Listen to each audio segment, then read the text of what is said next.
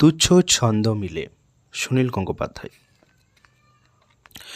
মধ্য পুকুরে ডুব দিয়ে মাটি তোলা, দুপুরবেলায় বাজি ফেলা সেই আঁকুপাঁকু করা ত্রাস। এখন দরজা জানলাও সব খোলা, মধ্যবয়সে ফিরে আসে সেই জলের কঠিন ফাঁস। কৈশোর ছিল আজীব স্বপ্নমাখা, এই লুকোচুরি, এই কান্নায় মায়ের আঁচলে চোখ, এই ভূমিতল, এই কাঁধে দুটি পাখা। নরকের খুব কাছ ঘেঁষে ছিল রঙিন অমৃত লোক। 17 বছরে হয়েছিল রাহাজানি, প্রথম মৃত্যু। বৃষ্টিস নয়, বন্দুক, বেয়নেট, করমচা রং। মেয়েটির হাতখানি বুক ছুঁয়েছিল। আলপনা পায়ে এই মাথা ছিল হেঁট। মধ্যবয়সে স্বপ্ন দেখার মানা। দুপুরের ঘুমে কায়াহীন ছায়া শরীরের আসে ফিরে। ব্যর্থ প্রণয় মনোলোকে দেয় হানা। মুখহীন নারী চকিতে হারায় গড়িয়াহাটের ভিড়। দেশ না পৃথিবী, কে যে দিয়েছিল ডাক মনেও পড়ে না। হাঁটুর ব্যথাটা বেশি করে চার দিলে সত্যি মিথ্যে মাঝখানে থাকে ফাঁক। কবিতা লেখায় নিজেকে লুকোই তুচ্ছ ছন্দ মিলে। কলম অসহায়। ছায়ার পায়ে পায়ে মানুষ ঘোরে, মানুষ নেই তবু দেয়ালে ছায়া। কিসের গোলযোগ গলির মোড়ে, কে ছেড়ে যেতে চায় মর্তকায়া। দুঃখী সংসার জয়নগরে, মেয়েটা কাজ করে ইট ভাটায়, ছেলেটা মাটি ছেনে মূর্তি গড়ে, দুবেলা মুড়ি খেয়ে দিন কাটায়। ইটের পর ইট, উঁচু প্রাসাদ, সিঁড়ির ধাপে ধাপে পায়ের ছাপ। কে জানে ছিল কার গোপন স্বাদ, কে হাসে কে লুকোয় মনস্তাপ। দোকানখানি ছোট হাট খোলায়, কেন রে সেটা ফেলে মিছিলে যাস। আগুন লাগে কেন ধান গলায়, রক্তমাখা পথ পুকুরে লাশ। ছুঁইনি কোনোদিন কাগজ খাতা, কবিতা কাহিনীর জানে না কিছু। যখনই লিখি আমি তাদের গাথা, কলম অসহায়, মাথাটা নিচু। আমার বয়স বাড়ছে, ছোট ছোট আয়নাগুলো দূরে সরে যাচ্ছে। আমার বয়স বাড়ছে, আয়নাদেরও বয়স বাড়ে না। ভাঙা কাচ দেখে মনে পড়ে, এই কি সেই মুখচ্ছবি। যেন জল ভেঙে যাওয়া, জলের অতলে খুব নিঃশব্দে ডুবে যায় মুখ। আমার জলের কাব্য সব মিথ্যে, মুখখানি বুকে বিঁধে আছে। সিঁড়ি দিয়ে উঠতে উঠতে থেমে যাই, কেউ নেমে আসছে হুড়মুড়িয়ে। সব সব শাড়ির শব্দ, বন বিড়ালের মতো অন্ধকারে জ্বলে ওঠা চোখ। কয়েকটা মুহূর্ত যেন অনন্ত, যেন সব কিছু স্থির। কে যে কাকে দেখে, কেউ চেনার পলক থেকে অচেনা জগতে চলে যায়। আমার সিঁড়ির কাব্য সব মিথ্যে, মুখখানি বুকে বেঁধে আছে। আমার বয়স বাড়ছে, নদীদের বয়সের গাছ পাথর নেই। আমার তারুণ্যে দেখা তন্নি নদীগুলি সব ফল্গু হয়ে গেল। নগর ছড়াই, মরুভূমিও ছড়াই, শুধু আদিম অরণ্য কুঁকড়ে মুকড়ে যাচ্ছে সরে। শিমুল গাছের নিচে পা ছড়িয়ে বসে কেউ বাঁশি বাজাবে না। কোমরের ভাঁজে কলসি, লেপ্টে থাকা ভিজে শাড়ি, উরুতে বিদ্যুৎ। আমার বয়স বাড়ছে, সে কি আরও আগে চলে গেল। আমার সব সময় কাব্য সব মিথ্যে, মুখখানি বুকে বেঁধে আছে। কথা দেওয়া আছে, এখানে ওখানে জ্বলছে আগুন, তবুও তোমার সঙ্গে আমার দেখা হবে নাকি বকুল গাছের নিরালা ছায়ায়। সব রাস্তাই বন্ধ, মানুষ ছুটছে শুধুই দিক ভুল করে। বাতাসে ধোঁয়ার বিষের বাষ্প, কিংবা মিথ্যে কথার গন্ধ। তবুও কি আমি দরজা জানালা রুদ্ধ রাখব। মরু ঝড়ে উট যেমন বালিতে মুখ গুঁজে রাখে, আমিও তেমন ঝড়ে নামব না। নদী উত্তাল, আকাশে বারুদ, পেঁচা ও বাদুড় ওড়াওড়ি করে মধ্য দুপুরে। ক্ষুধিত মানুষ ধর্ম খাচ্ছে, মাথায় ও পায়ে ধর্ম মাখছে। ইতিহাস ছিঁড়ে জ্বালছে উনুন।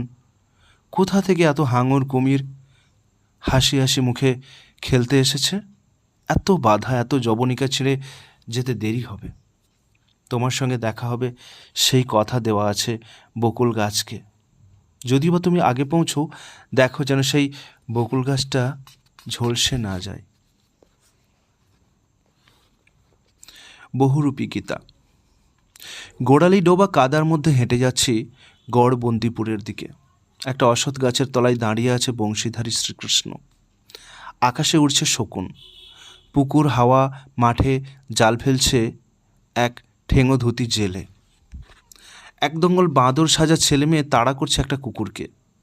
মাথায় ময়ূরের পালক, মুখের রং নীল ধরনের, জরির পোশাক পরা কৃষ্ণ এক মনে বিড়ি খাচ্ছে। অনেকদিন বহুরূপী দেখিনি। এক টানা বৃষ্টির মাসে বহুরূপীটির বোধহয় বাজার খারাপ। কেউ আর ওসব আমোদে পয়সা দিতে চায় না। সঙ্গীদের থামতে বলে তার সামনে গিয়ে বললাম, কী গো ভাইটি, তুমি কি গড়বন্দিপুরে থাকো? সেখানকার খবর কি? হাতে সুদর্শন চক্র নেই বটে, তবু তীব্র চোখে তাকিয়ে নবদুর্বাদল শ্যাম শ্রীকৃষ্ণ যা বলতে লাগলেন তা অবশ্যই এক নতুন গীতা। তোমরা বাবুরা হঠাৎ সেখানে উদয় হচ্ছ কেন গো? ভোট আবার এসে গেল বুঝি? হঠাৎ দাঙ্গা টাঙ্গা লেগে গেল নাকি? কাঁধের ঝোলায় জলের বোতল আছে, তাই না? আমাদের গাঁয়ের জল খেলে তোমাদের ওলা ওঠা হয়, আমাদের হয় না। সাপের বিষের ওষুধ এনেছ? কালকেই আজু শেখের এন্তেকাল হয়ে গেল মা মনসার বিষের ছোবলে। বীজতলা রোয়ার সময় বৃষ্টি এলো না। বৃষ্টি নেই, আকাশ শুকনো, মানুষের মুখও আমসি। এখন আবার শালা এত বৃষ্টি পড়ছে তো পড়ছেই, সব ভেসে গেল। এতে আর গভর্নমেন্ট কী করবে? গভর্নমেন্ট তো ভগবানের মতন, আকাশ সামলাতে পারবে না। কিন্তু স্কুলে একটা মাস্টার নেই, তা পাঠাতে পারো না? আমার একজন সঙ্গী বলল, এসব তুমি কি বলছো বহুরূপীদা? সবই তো জানি, গ্রাম তো আর রাতারাতি বদলায় না। কিন্তু গ্রাম পঞ্চায়েত কতটুকু কাজ করেছে, আর আপনিই বা কী করছেন? এবার শ্রীকৃষ্ণ মৃদু হাসলেন। মুখের চেহারাটা বদলে গেল। গাঢ় কণ্ঠস্বরে বলতে লাগলেন, এই কলিযুগের মুক্তির উপায় বড় জটিল। একটা বিশাল গুহা, তার মধ্যে সবাই ঢুকে যাচ্ছে দলে দলে। স্বামী পড়াচ্ছে স্ত্রীকে, স্ত্রী খেয়ে ফেলছে স্বামীকে, সন্তানরা বাবার পরিচয় না জানলেই ধর্মও জানবে না। বাচ্চারা হাতের আঙুলের বদলে পায়ের আঙুল চুষতে শিখবে। ছোট মেয়েরা অদৃশ্য হয়ে যাবে পূর্ণিমার রাতে। চোরদের ধরে এনে পদ্মবনের সামনে দাঁড় করালেই তারা কাঁদবে। কুকুরে চাটবে হিন্দু মুসলমানের মারামারির রক্ত। তখন বিধবা লক্ষ্মী আর নীলোফার ওকে জড়িয়ে ধরবে। ধানের দুধ পোকাই খাবে না, আমি খাবো। একটা নদীর ঘরের দরজার কাছে এসে বলবে, ওগো আমায় রাত্রিটা থাকতে দেবে। একটা পুঁটি মাছ পৌঁছে যাবে সমুদ্রে। কুমিররা দর্জি দোকানে জামা কাপড়ের মাপ দেবে। আর আকাশ থেকে খসে পড়া একটা তারা নাচবে উদম হয়ে। তোমরা অবশ্য কিছুই দেখতে পাবে না, সবই অদৃশ্য, সবই মায়া। আমি মহাভারতের খটোমটো গীতা কখনো ভালো করে বুঝতে পারিনি। স্বয়ং বেদব্যাস ও কি বুঝতে পারতেন এই নতুন গীতা? ভুল বোঝাবুঝি। ধড়াম করে দ্রুত দরজাটা বন্ধ করার পরই মনে হলো, এই ব্যস্ততা কি ভুল বুঝবে দরজাটা? এত জোর শব্দ তো ওকে অপমান করাও বটে। তাহলে কি তুমি চাবি দিয়ে খুলে আবার যাবে ভেতরে? ধীরে সুস্থে এক পা এগোতে এগোতে ক্ষমা চাইবে? সারা পৃথিবী তোমাকে মনে করবে পাগল। সিঁড়ি দিয়ে হুড়মুড়িয়ে নামতে নামতে হঠাৎ দেখতে পেলে একটা চড়ুই পাখির বাচ্চা চিঁ চিঁ করছে। ওপরের ঘুলঘুলিতে বাসা, বাচ্চাটা পড়ে গেছে নিচে। মা পাখিটা ডাকাডাকি করছে ব্যাকুলভাবে। তুমি পাশ কাটিয়ে নেমে গেলে খানিকটা। জরুরি কাজের বিশ্ব সংসার টানছে তোমার কান ধরে, তবু তুমি থমকে গেলে। ফিরে আসতে শুরু করলে। বাচ্চাটাকে ওর মায়ের কাছে বাসায় তুলে দিলে। এখনও বাঁচানো যেতে পারে। সেটাও কি জরুরি নয়? মা পাখিটা অন্য স্বরে চিৎকার করে ঘুরতে লাগলো তোমার মাথার ওপরে। এরে, ও কি ভাবছে তুমি বাচ্চাটাকে মেরে ফেলতে চাইছো? মানুষ পাখিদের মারে কিংবা বন্দি করে, মানুষ কি পাখিদের বাঁচায়? মা পাখিটা ভয় পাচ্ছে। তোমার হাতের তেলো এই বাচ্চাটা কয়েকটি মুহূর্ত যদি বাচ্চাটা সত্যি মরে যায়।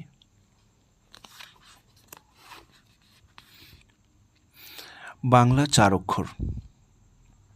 ওকে অন্য একটা সেঞ্চুরি দাও, ষোড়শ কিংবা সপ্তদশ, তখন দেখবে চমকাচ্ছে ওর আসল তেজ, বলেছিলেন কমল কুমার। তবে কি আমি এ যুগের উপযুক্ত নই? এসব রাস্তা চিনি না বলেই এত হোঁচট খাই। এখন নৌকো দেখলে উচ্ছল হই, বিমানে উঠি বাধ্য হয়ে। ক্রুবাদুরদের সঙ্গে একাত্মতা বোধ করি, বাউল ফকিরদের সঙ্গেও। চারবাকপন্থীদের সঙ্গে গলা মিলিয়েছি, যেতে ইচ্ছে করে সমস্ত সীমান্তের ওপারে। রথের মেলায় হারিয়ে গিয়ে এক চাষির বাড়িতে শুয়ে থাকি। অন্ধ কিশোরীটিকে দেখে মনে হয় ওর স্পর্শে আমার কপাল জুড়বে। যখন দিন দুপুরে দেখতে পাই উল্লুকদের উৎপাত, কোমর বন্ধ না থাকলেও আমি অদৃশ্য তলোয়ার খুঁজি। কিন্তু আমি তো ছেঁড়া চটি পরে মন্দিরের পাশ দিয়ে যেতে যেতে থেমে গিয়ে প্রণাম করিনি কখনো। রামধনুকে জেনেছে শুধু জলবিন্দুর কারুকার্য। ফ্রয়েড, ডারউইন ও কার্ল মার্কস এই 3 দাড়িওয়ালার উত্তরাধিকার মেনে নিয়েছে। অনুভব করেছি আইনস্টাইনের শেষ জীবনের মনোবেদনা। ইন্টারনেটে দেখি বিশ্বকে, ইমেল পাঠাই, চিঠি। তবু কমলদা, আপনি ঠিকই বলেছিলেন, আমার কিছুতেই পছন্দ হচ্ছে না এই সেঞ্চুরিটা। 20 থেকে 21 পা, তবু সাবালক হচ্ছে না এই সভ্যতা। চতুর্দিকে কিসের এত শব্দ? অধঃপতনের? আপনি কোন সেঞ্চুরিতে আছেন কমলদা, 23 না 24? তখন কি বাতাসে পেট্রোল ডিজেলের গন্ধের বদলে বন তুলসীর গন্ধ ফিরে আসবে? শরীরের উন্মাদনাকে ঘিরে থাকবে একটা কিছু পবিত্রতা। রাত জেগে আয়ুক্ষয় করবে কবিরা। 4 অক্ষরের শব্দের মধ্যে বাংলা ভালোবাসা প্রথম স্থান অধিকার করে নেবে।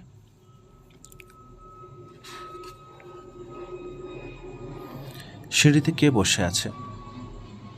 সিঁড়িতে কে বসে আছে মুখ ঢেকে একা? এত অন্ধকারে এক জীবনের সারাৎসার দেখা।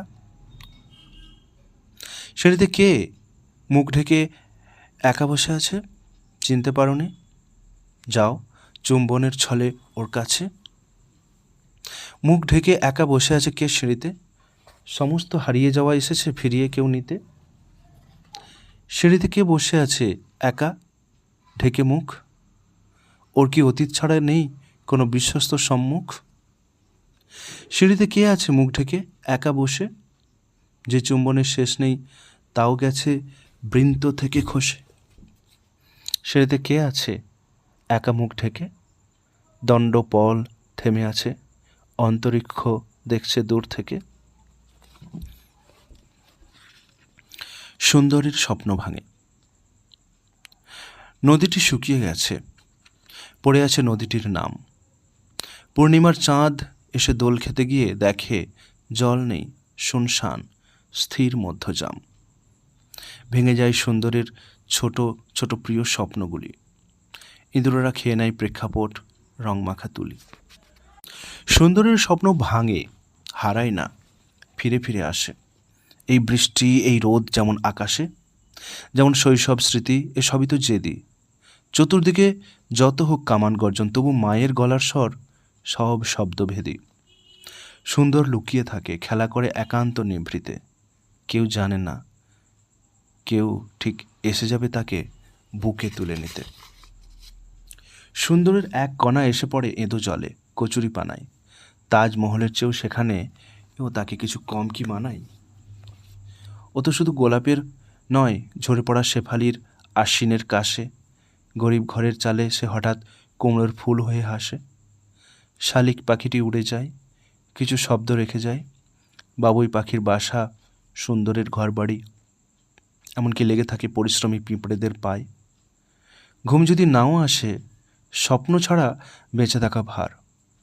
বারবার ফিরে এসো সেই স্বপ্নে সুন্দর আমার।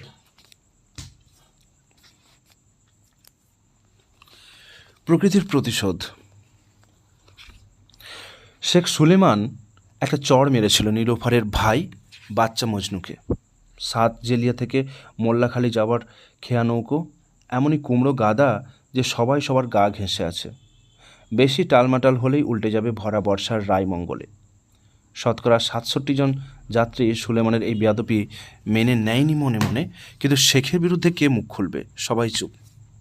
আর 21 জন হিসেব মিলল না, তাই না? কিছু লোক তো সবসময় বাইরে থাকে। সুলেমানের সমর্থনে হেসে উঠল খলখলিয়ে। অবশ্যই তারা সবাই জানে, পা মারিয়ে দেওয়ার জন্য মজনুকে চড় মারলেও সুলেমানের আসল নজর ছিল নীলুফারের অপূর্ব দুটি স্তনের ডৌলের দিকে। এই রূপ দেখলে ফেরেশতাদেরও মতিভ্রম হতে পারে, কিন্তু মাছওয়ালি নীলুফার যে বড় বেশি সতীত্বের সেনালি দেখায়। একটা বাচ্চাকে চড় মারলে সেই ঘটনা বেশি দূর গড়ায় না। খেয়া নৌকো ওপারে পৌঁছয়, সবাই ভুলে যায়, শুধু মজনু কুঁ কুঁ করে মৃদু মৃদু কাঁদে। নীলুফার একবার মাত্র রক্ত চোখের ঝলক দিয়েছে সুলেমান সাহেবের দিকে, তারপর বেশ কিছুদিন আর যায় না সাতজেলিয়ার হাটে। মজনু কোথায় কেউ তার খবরও রাখে না। শেখ সুলেমান ধর্মপ্রাণ মানুষ এবং নানান কাজে ব্যস্ত। তার চোরাইকাঠের ব্যবসা, তুচ্ছ ব্যাপার নিয়ে মাথা ঘামাবার সময় নেই। তাছাড়া কেউ মুরব্বির পা মারিয়ে দিলে তাকে চড় মারাই দোষ হবে কেন? তবু শেখ সুলেমান হঠাৎ হঠাৎ দেখতে পায় নীলুফারের উরু জড়িয়ে ধরা কিশোরীটির কান্না ভরা মুখ। খেয়াঘাটের বট গাছটা হঠাৎ তাকে বলে, ছি ছি সুলেমান। শীতকালের আকাশের বিদ্যুৎ তাকে বলে, ছি ছি সুলেমান। একটা লঞ্চের ভুঁ তাকে বলে, ছি ছি সুলেমান। ফিনফিনে বাতাস তার কানে কানে বলে যায়, ছি ছি সুলেমান।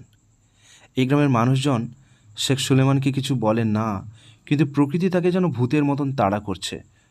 নৌকোর দাঁড়ের মধ্যেও, শব্দের মধ্যেও ছি ছি। গরম ভাতের থালায় ফিসফিস করে, ছি ছি ছি। যে হাত দিয়ে থাবড়া মেরেছিল সেই হাতের তালুতে লেখা ফুটে উঠছে, ছি ছি ছি। সুলেমান ক্ষমা চাইতে চায়, কিন্তু কোথায় নীলুফার, কোথায় মজনু? আর দেখা হবে, আর দেখা দেবে না কোনো দিন।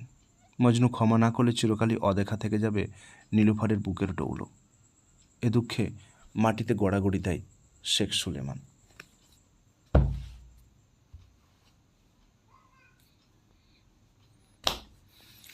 সম্বোধন এ মরীচিকা।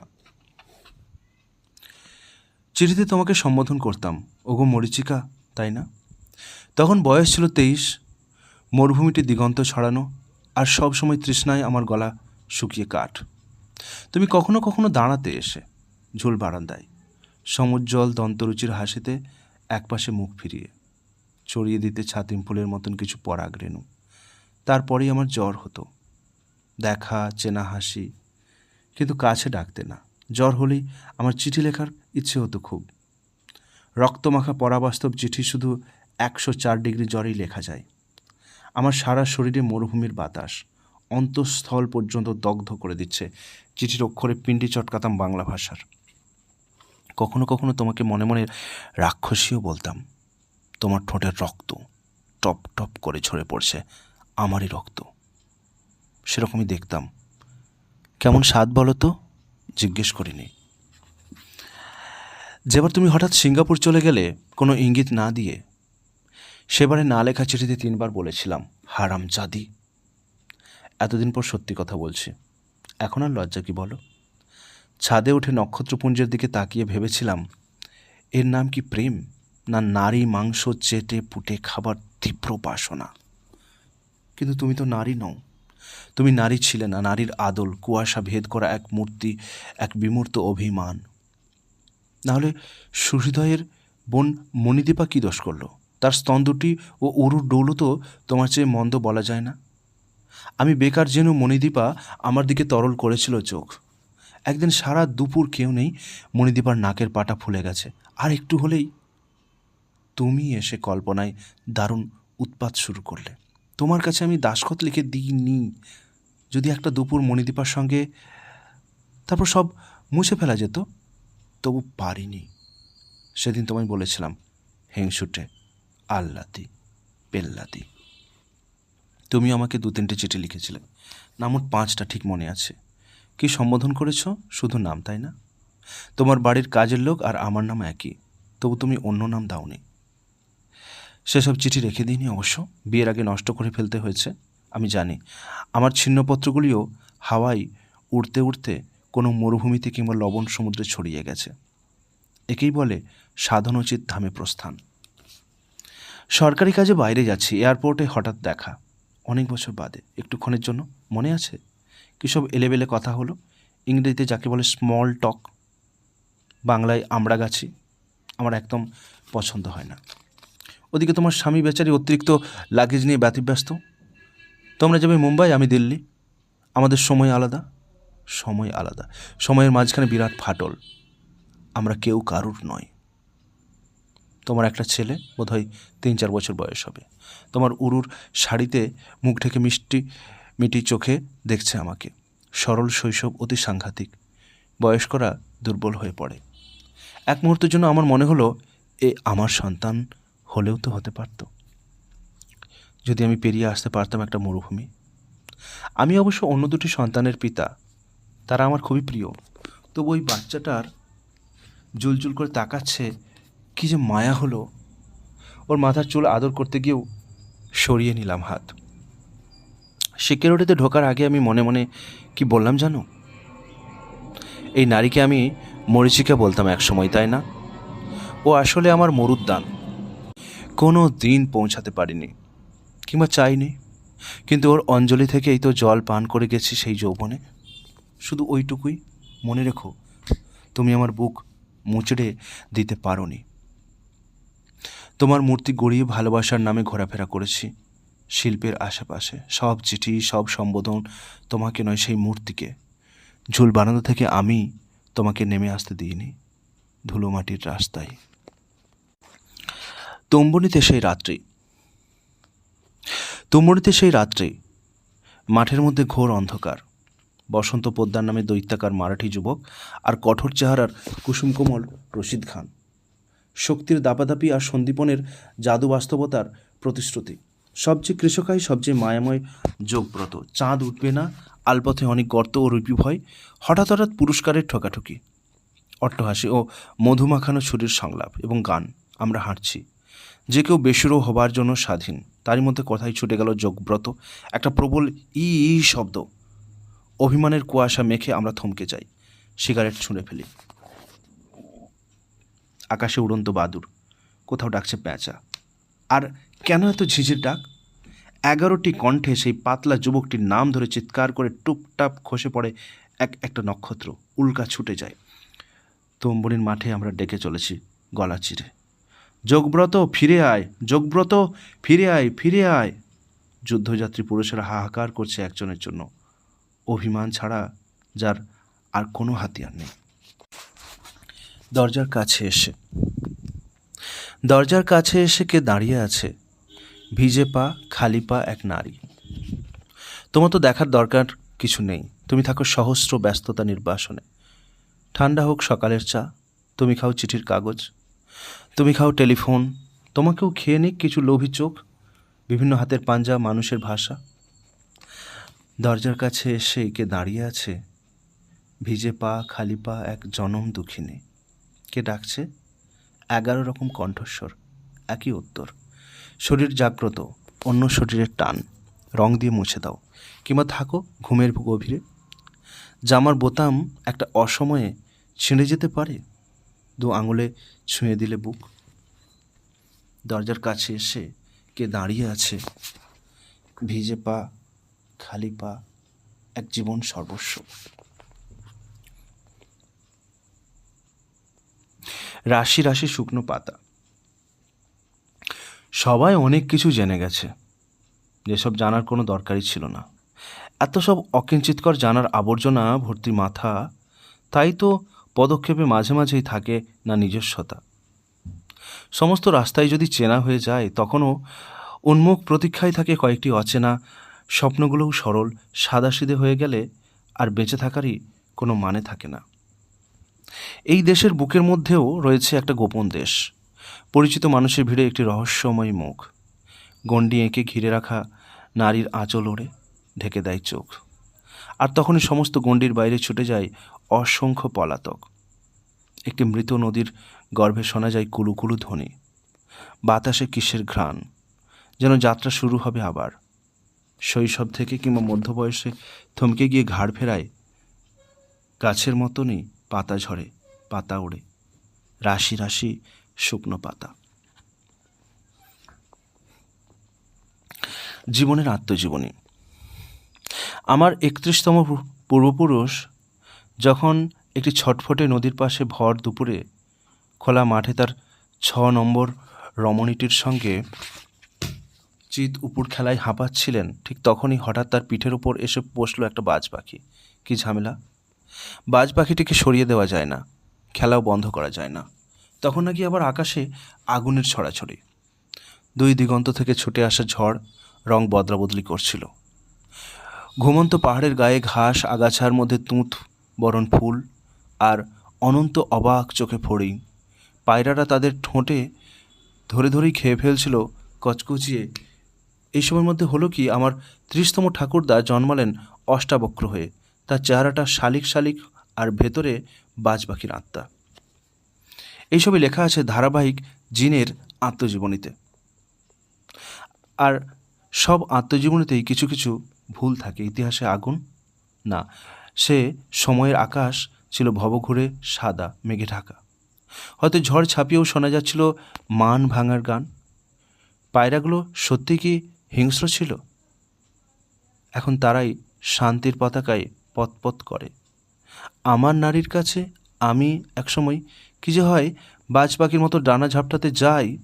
সে খুব শান্ত, নীল স্বরে বলে, দেখো সার্বিট্রেট রেখেছে তো জিভের তলায়।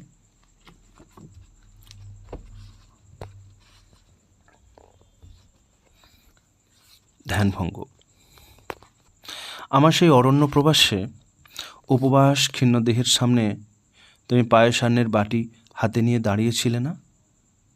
গাছতলার আলো ছায়ায় আর কেউ ছিল না।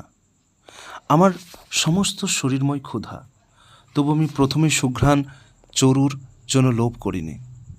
আগে দেখেছি তোমার পায়ের পাতা, পদ নখে কয়েক সহস্র চাঁদ, আলতা রাঙা গোড়ালি, মাঝখানে লাল রঙের পৃথিবী, তারপর 2টি পা বেয়ে ওঠা হেলে হেলে লাবণ্য, চালতা ফলের মতন গুলফো, ভাঙা পর্বত শৃঙ্গের মতন জানু, হাল ছাড়ানো কলা গাছের মতন উরুদয়। হে রম্ভরু, আমি কেঁপে উঠেছিলাম। কোথায় গেল আমার ক্ষুধা ও ক্ষুদ্র তৃষ্ণা? তুমি আমার সামনে দাঁড়িয়েছিলে সুমেরু আড়াল করে। নাভিতে মেঘলুপ্ত চাঁদ, কি গভীর রহস্যময় জনিদেশ, যেন বিষাদময় এক ঝর্ণার উৎসমুখ। মরাল গ্রীবার মতন তোমার 2টি হাত, সদ্য ফোটা পদ্মের মতন সুগন্ধ স্তন। না, তোমার হাতে ধরা সোনার পাত্রটি আগে দেখিনি। দেখেছি তোমার ময়ূর নিন্দিত গ্রীবা, দেখেছি তোমার শিশু সারল্যের থুতনি, নদীর বাঁকের মতন 2টি চোখ, উড়ন্ত ভুরু, দৃষ্টিতে বৃষ্টিস্নাত রোদ। কিসের জন্য কেন যে বাঁচি জানি না, তা ওই বলে তোমাকে ডাকতে ইচ্ছে হয়।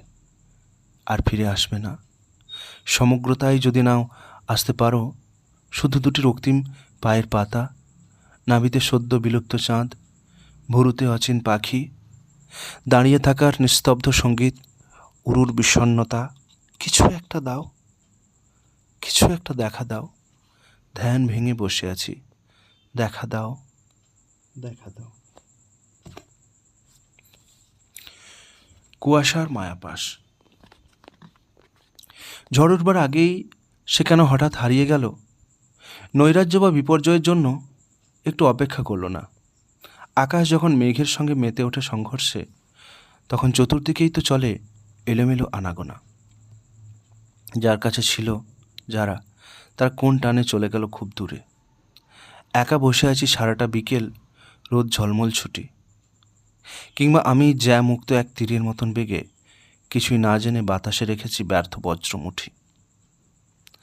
মায়ের সঙ্গে দেখাও হয় না, বাবার ছবিটি ম্লান, কৈশোর যেন সাদা কালো ছবি, উই ধরা অ্যালবাম। সুন্দর, তুমি পাঠালে আমায় অলিক অন্বেষণে, যেখানে যেখানে আঙুলের ছোঁয়া ব্যর্থ মনস্কাম। কেউ কি হারিয়ে গিয়েছে, অথবা আমি এখানে নেই?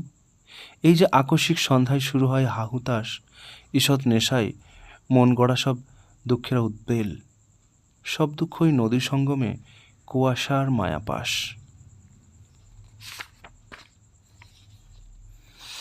আগমনীর কান্না।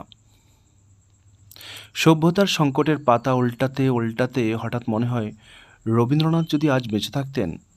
অমনি শুনতে পাই দীর্ঘশ্বাসের শব্দ। শেষ রাত্রে স্বপ্ন দেখি পিকাসোকে, আর আবার গের্নিকো আঁকছেন। ঘুম ভাঙার পর ঘোর কাটে না। দেয়ালে লেনিনের ছবির চোখ দুটো মনে হয় জীবন্ত, যেন তিনি কিছু বলতে চাইছেন।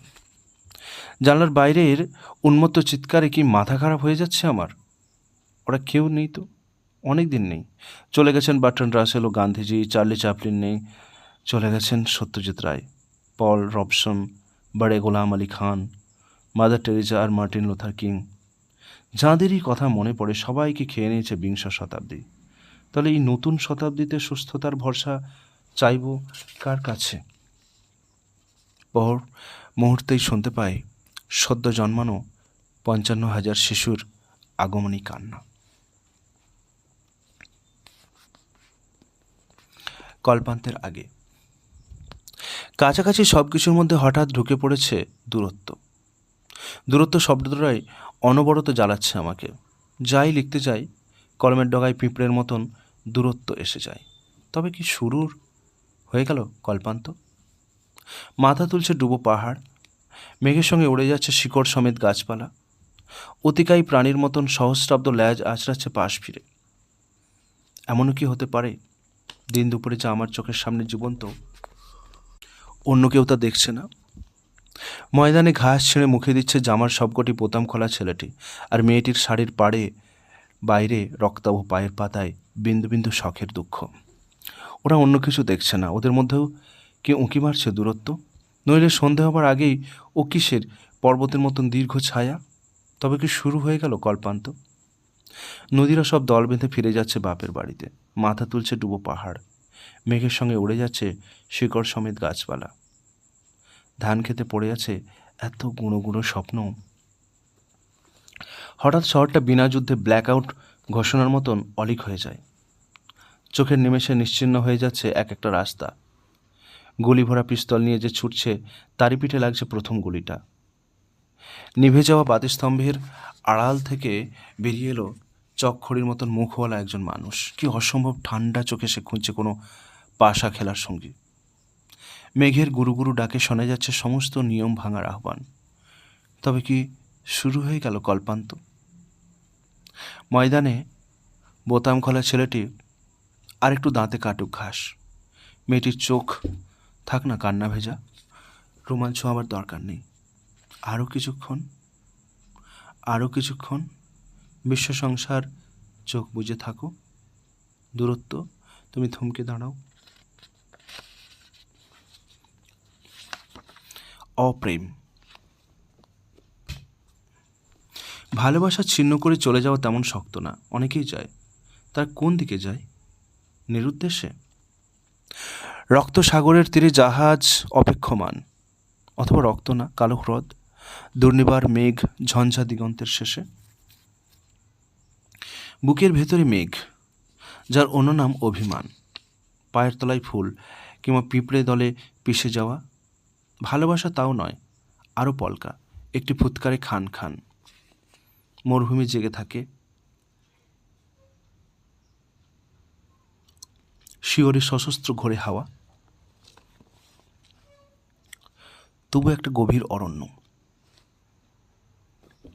জঙ্গল ক্রমশ কমে আসছে ঠিকই, তবু একটা গভীর অরণ্য। বেশি দূরে যেতে হয় না, মাঝে মাঝে খুব কাছে আসে। নীরব পাশুটে গাছ হাতছানি দেয় ছোট বড় পরগাছা, পায়ে চলার সরু পথ, মাঝে মাঝে ঘোর অন্ধকার। জঙ্গল ক্রমশ কমে আসছে ঠিকই, তবু একটা গভীর অরণ্য। বাতাসে কিসের শব্দ? বিন্দু বিন্দু আলো নয়, উড়ন্ত স্ফুলিঙ্গ। পাতা পড়ানিরা সব বৃত্ত হয়ে বসে আছে দীর্ঘ চুল মেলে। কেউ কারো দিকে চায় না। শোনা যায় দ্রিমি দ্রিমি ধ্বনি। এক দৌড়ে বাইরে আসা যায়, তবু পিছু টান গেঁথে থাকে পিঠে। জঙ্গল ক্রমশ কমে আসছে ঠিকই, তবু একটা গভীর অরণ্য। ভাতের থালায় এসে উড়ে পড়ে পোকা ধরা অজানা বৃক্ষের জীর্ণ পাতা। সিঁড়ির তলায় লম্বা সাপ আর পাহাড়ি ইঁদুর খেলা করে। খেলার ওদিকে আমি, বাড়িখানা ভাঙা মন্দিরের মতো নিথর নির্জন। একদা যেখানে ছিল ঝর্ণা, তার শুকনো খাতে দিক হারা ফড়িংয়ের ঝাঁক। পাথরের খাঁজে বসে থাকা যায়, হাওয়ায় অসংখ্য দীর্ঘশ্বাস। জঙ্গল ক্রমশ কমে আসছে ঠিকই, তবু একটা গভীর অরণ্য মাঝে মাঝে কাছে আসে, অথবা স্বেচ্ছায় তার গাঢ় তমসায় ছুটে যায়। স্বপ্ন। 7 পা একসঙ্গে হাঁটা, তারপর স্বপ্ন দেখা শুরু। যখন তখন দিন দুপুরে রান্নাঘরে, বাথরুমে, জলের ধারায় স্বপ্ন বদলে যায় বারবার। তুমি মেয়ে চেয়েছিলে, আমি কেন ছেলে চাই নিজেই জানি না। দেখো, যে এসেছে সে যে দুজনেরই দু চোখের মণি। হামাগুড়ি দিতে দিতে টলটলে পায়ে দাঁড়িয়েছে, এখন দুধের গ্লাস নিজে হাতে ধরতে পারে। কি দারুণ, চমৎকার দুষ্টুমি শিখেছে। এবার স্কুলে যাবে, মামুনি স্কুলে যাবে, তুমি কিংবা আমি পৌঁছে দেব, কিন্তু কে আনবে? স্কুল বাস এতদূর আসে না। আবার সে স্বপ্নটাই ফিরে আসে, ফিরে ফিরে। আমাদের 4 দেওয়াল, আমাদের নিজস্ব বারান্দা, ঘিঞ্জি বস্তিতে নয়, শহরতলিতে নয়, নতুন রাস্তায়। অফিস যাওয়ার পথে রোজ দেখি সার সার বাড়ি উঠছে, 3 তলার ফ্ল্যাট, পুরোটা দক্ষিণ খোলা, বড় বড় জানলা সব দিকে। দেখো দেখো, মেঝেটা কি ঠান্ডা, আর দেয়ালগুলোও বেশ দূরে দূরে। রং বদলাতে হবে, যেমন দেখছিলাম ভোরবেলা কাঞ্চনজঙ্ঘায়। মামনি, দেয়ালে তুমি খবরদার পেন্সিল দিয়ে ছবি আঁকবে না, টবে ঝুলবে মানি প্ল্যান্ট। এবং মায়ের ঘরে রামকৃষ্ণদেব, খাঁচার ময়না পাখি, মা ওটা আনবেনি। যখন তখন কথা বলে, দরজায় বেল বাজলে বলে ওঠে, কে এলো গো, এসো বসো, চা খাও, চা খাও। কি মুশকিল, ওর জন্য কলের মিস্ত্রি আর পিয়নকেও চা খাওয়াতে হয়।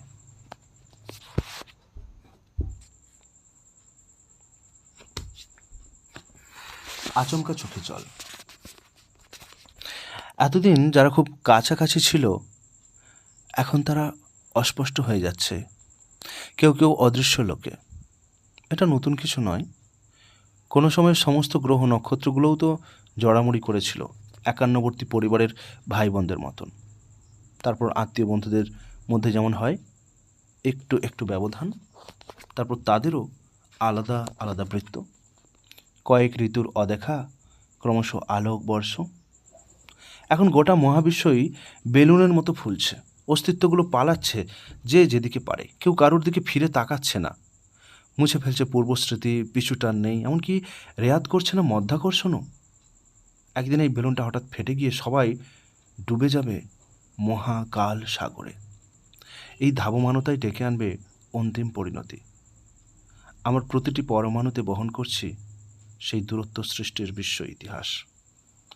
হে মহাকালের প্রবাহ, তোমাকে দেখতে পাই না, তবু কেন আচমকা চোখে জল এসে যায়, এক একটা অশ্রুবিন্দু নিজেই জিভ দিয়ে চাটি।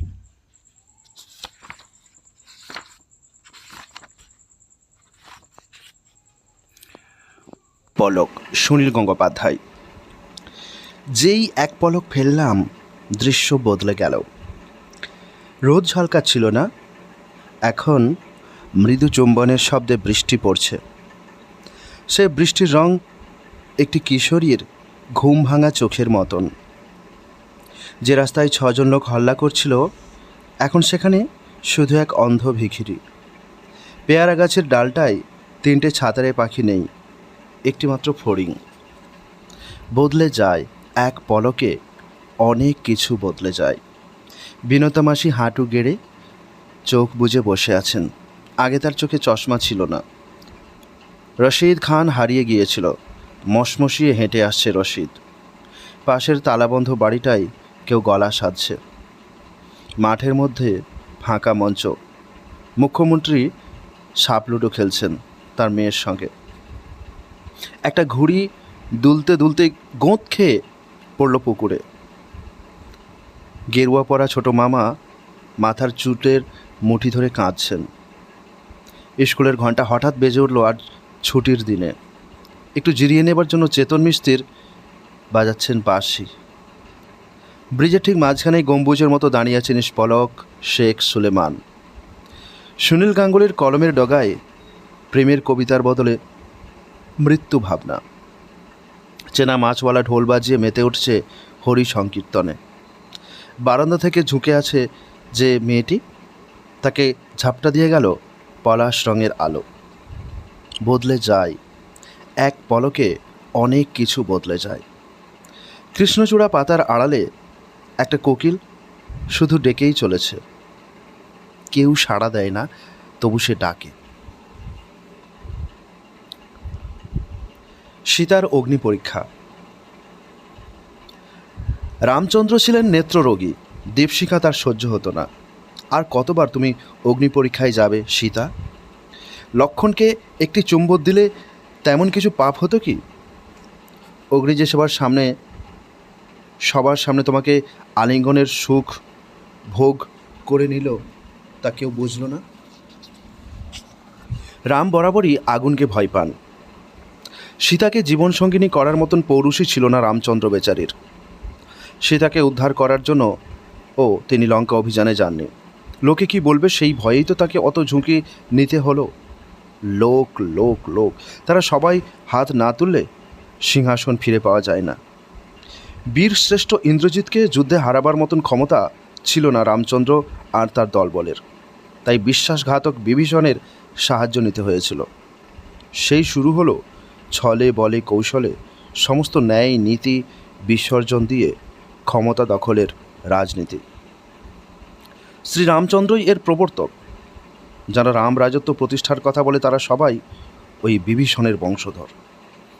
সেই প্রথমবারই যদি তুমি অগ্নি পরীক্ষা অস্বীকার করতে সীতা, সগর্বে অসতীত্ব মেনে নিয়ে উড়িয়ে দিতে আত্মসম্মানের জয়ধ্বজ, তাহলে হয়তো লোক লোক লোক অন্ধ লোকশক্তি আর ফিরতেই দিত না রামকে। অযোধ্যায় রামের নামে মন্দিরও গড়া হতো না, এবং সেই মন্দির ভেঙে মসজিদ বানাবার বর্বরচিত অন্যায় এবং আবার ভাঙাভাঙির দুঃসময় থেকে মুক্তি পেত কি এই হতভাগ্য দেশ?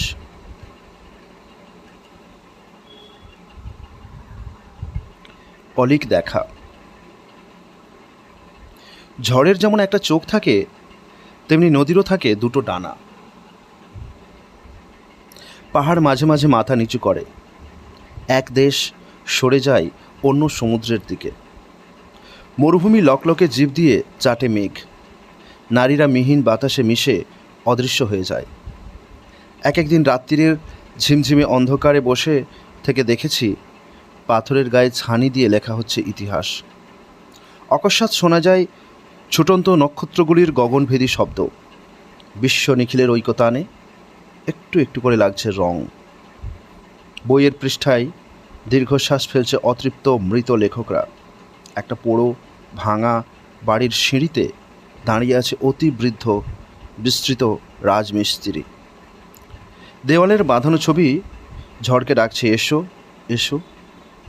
একদিন রাত্রির ঝিমঝিমে অন্ধকারে বসে থেকে দেখেছি জোনাকিগুলি উড়ে উড়ে রচনা করছে আমারই ব্যর্থতার ছবি।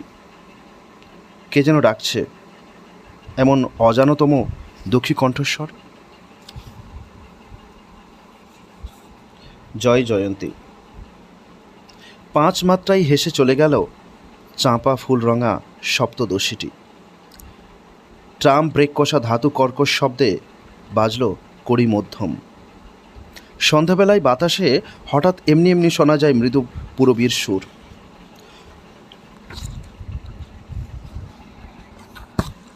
জানলার কাছে দাঁড়িয়ে আমি কি সত্যিই শুনি, অথবা কিছু না? মাঠের মধ্যে তালগাছগুলো নন্দলালের ছবির মতন। বৃষ্টি বিকেলে তারা আর গাছ থাকে না, শুধুই ছবি হয়ে যায়। কি লাভ এসব দেখে? বা সুরের সঙ্গে আমার শ্রবণ মিলিয়ে জীবনযাপনে এসব তুচ্ছ? জীবন শুধুই বাস্তব। তার লকলকে শিখা ছড়িয়ে রয়েছে লোভে, হিংসায়, শিশু হত্যায়, সবুজ ধ্বংসে। সেখানে স্ত্রী নেই, ক্রন্দন ছাড়া কোনো সুর নেই, ক্রোধ লোভ ছাড়া কোনো রস নেই। ভাঙছে মাটির দেয়াল, খনির গর্ভে মিশছে কত কঙ্কাল।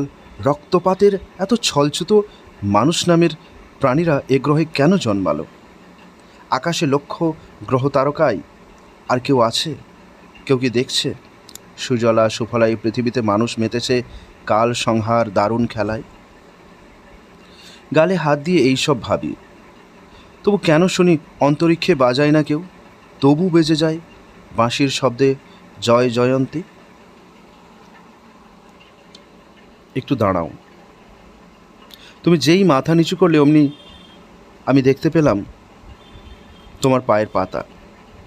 আমি তোমার স্তনবৃন্ত কখনো দেখিনি, শুধু দেখেছি কুয়াশায় আধলীন তোমার বুকের অর্ধবৃত্ত।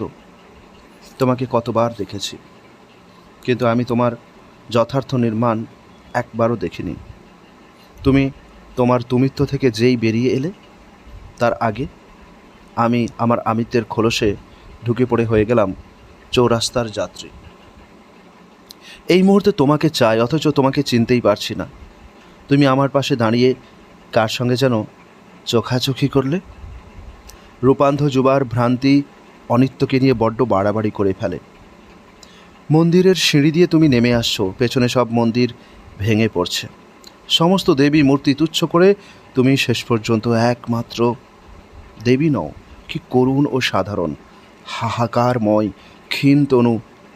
এদিক ওদিক তাকাচ্ছ অসহায়ের মতন। একটু দাঁড়াও, আমি অনন্তের উজান ঠেলে আসছি, এই তো এসে পড়লাম বলে। মেঘমল্লার। ভীমসেন যোশীর মেঘমল্লার শুনতে শুনতে বৃষ্টি নেমে এলো। অবশ্য একথাও আকাশও জানে, এখন বৃষ্টি না দিলে মেঘেরা হাঙ্গার স্ট্রাইক করে বসবে। কোমল শুদ্ধের মধ্যে খেলা করছে দুর্জয় নিখাদ। এখনও নামেনি সন্ধে। কদম্বের ডালে বসে আছে অতি একলা মাছরাঙা। শাহজাদির ওড়নার মতন ঝিলমিলে বাতাস খুশির ছলে ছুঁয়ে যাচ্ছে পুরনো লোহার দরজার বুক। ক্ষুধার্ত নদীটি এবং একলা নদীটি আজ সহসা এমন ভাগ্যে সাজ পোশাক সব খুলে নৃত্যে মেতে উঠল। ভীমসেন যোশী কি কিছু জানলেন না বুঝলেন? টাকা পেলেন এই রেকর্ডিংয়ের জন্য? কোনো কোনো জলসা হয় সারা রাত। ভীমসেন ঘুমোবার সময় পান না। এখন অন্যের গান। ভীমসেন বসে আছেন, রাত 3টে, ফেরার ব্যবস্থা ঠিক নেই। মদ্যপান ছেড়েছেন শোনা যায়। স্থির দৃষ্টি, হাঁটুর ওপর ধুতি, শূন্য করতল। হঠাৎ নম্র বৃষ্টি, প্রতিটি ফোঁটার শব্দ তবলার বোল কিনা। তিনি ছাড়া আর কে বুঝবেন? লয় ঠিক নেই, সমে ভুল। ভীমসেন মাথা দোলাচ্ছেন আর কুঁচকে যাচ্ছে ভুরু, তারপর তিনি অদৃশ্য। দরজায় কেউ যেন লাথি মেরে গেল। এখন মাঝারি মাপের মানুষেরা পরিবেশন করে যাচ্ছে মাঝারি সঙ্গীত। বিরাট বজ্রপাতের শব্দে স্পষ্ট হলকতান। আকাশে আহমদ জান থেরাকুয়া আর তার সঙ্গে টক্কর দিচ্ছেন পাগলা ভীমসেন। অন্য জীবন। বাইরে যখন ফর্সা আকাশ, মাথায় গোলক ধাঁধা, অসীম যখন উদ্ভাসিত, তখন চক্ষু বাঁধা। এসব হলো ভাবের কথা। অভাব চতুর্দিকে, শরীর ভরা আগুন জলে, খিদেতে ধিক ধিকে। রাস্তাগুলো দিক ভুলে যায়।